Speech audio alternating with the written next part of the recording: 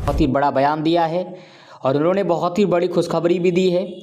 स्वास्थ्य मंत्री जेपी नड्डा, आप जानते हैं कि भारत के केंद्रीय स्वास्थ्य मंत्री हैं जेपी नड्डा, बीजेपी के बहुत ही बड़े समर्थक माने जाते हैं।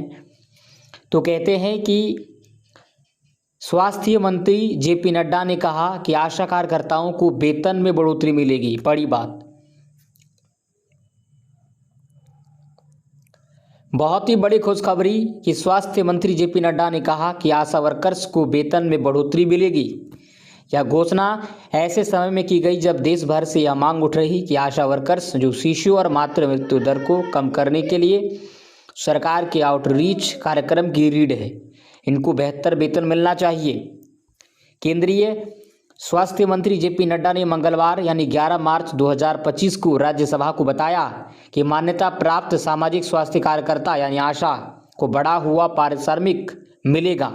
बहुत बड़ा आश्वासन जेपी नड्डा ने दिया है। जो बढ़ा हुआ जो पारिश्रमिक है वो मिलने की बात जेपी नड्डा ने कहा है। आपको बता दें, यह घोषणा ऐसे समय में की गई जब देश भर से मांग उठ रही थी और आशा कार्यकर्ताओं जो शिशु और मातृ मृत्यु दर को कम करने के लिए सरकार के कार्यक्रम की रीढ़ मानी जाती है, उनके लिए बेहतर वेतन मिलना चाहिए, ये जेपी नड्डा कहते हैं।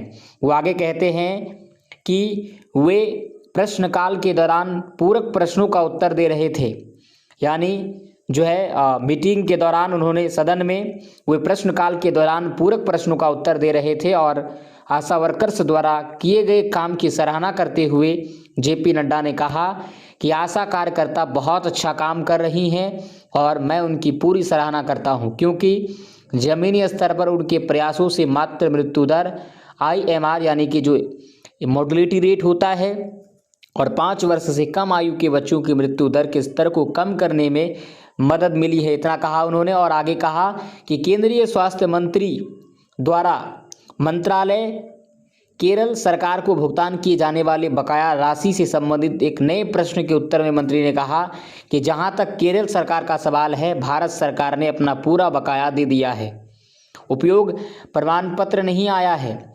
मंत्री ने विपक्षी सदस्यों के हंगामे के बीच कहा कि जैसे ही प्रमाण पत्र आएगा आशा वर्कर्स और केरल राज्य को उसी हिसाब से राशि दी जाएगी, लेकिन इस समय हमारा हिस्सा आशा वर्कर्स और सरकार को दे दिया गया है।